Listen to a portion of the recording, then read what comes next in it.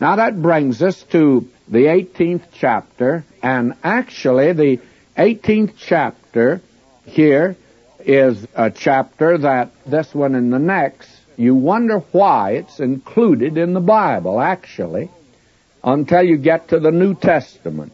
And I think we'll see why later on. And this is, of course, the destruction of Sodom and Gomorrah. Now will you notice it's a rather lengthy chapter. Well, I say lengthy, 33 verses, but I'm going to hit now some high points in this chapter, and probably in the next chapter also. But this is very important to see. You see in chapter 18 what could be called a blessed life, and you could see in chapter 19 down in Sodom and Gomorrah, Lot, blasted life, all because of a decision that was made.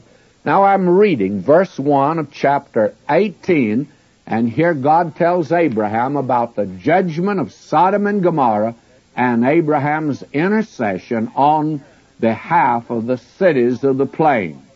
And this is an illustration, I think, of blessed Christian life in fellowship with God. And the Lord appeared unto him in the plains of Mamre, and he sat in the 10th door in the heat of the day. We see old Abraham down there now in Mamre. He's an old man, by the way. And he lifted up his eyes and looked, and lo, 3 men stood by him.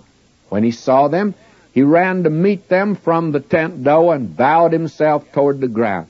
Notice the hospitality that Abraham extends. Now, the little story I told last time, you see, has a basic of fact at least. I don't think it ever took place, but the point is, this man was a very gracious, hospitable man.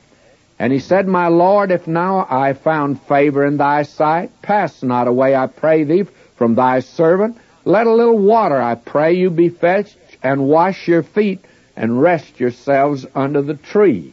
Now, you see what he's doing. Of course, that seems very strange to tell a stranger that comes to see you, wash your feet and come in. We wouldn't quite say that today. But that was probably the oldest custom that is known. Remember, yonder in the upper room, our Lord washed the disciples' feet. Has a tremendous spiritual message there. And here, you see Abraham says, wash your feet. That is a token of real hospitality, is when someone comes into your home and takes off their shoes, their feet are washed. And by the way, in that day, they didn't take off their hat, but they did take off their shoes. Today, we've reversed it. You come in to visit somebody, leave your shoes on, and take off your hat. I'm not sure which is right. I like the idea myself of taking off shoes. I like to go in summertime barefooted. I wish it were possible. When I'm out in the Hawaiian Islands, I put my shoes up and I wear these little thongs about and go barefooted as much as possible. I don't even put my shoes back on the whole time I'm there.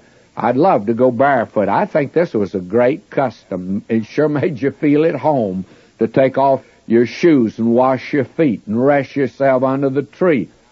Abraham's really entertaining them royally. And he says, I'll fetch a morsel of bread and comfort ye your hearts. After that ye shall pass on, for therefore ye come to your servant. And they said, So do, as thou hast said. And Abraham hastened unto the tent unto Sarah and said, Make ready quickly 3 measures of fine meal, knead it, and make cakes upon the hearth. And Abraham ran unto the herd, fetched a calf, tender and good, gave it unto a young man, he hasted to dress it. And he took butter and milk and the calf which he had dressed, set it before them, and he stood by them under the tree, and they did eat. Isn't that a marvelous way of entertaining in such a royal way? But we'll have to leave off there, and we'll join Abraham's party next time. Now, if you have the notes and outlines that we send out, follow along with us. We're in the 18th chapter of the book of Genesis. And as we said last time, as we entered this chapter, it seems that chapter 18 and 19 are rather detached from the story of Abraham. You wonder why it's put in here. but it actually is very important in many ways, which we'll have to reserve for a later date to talk about.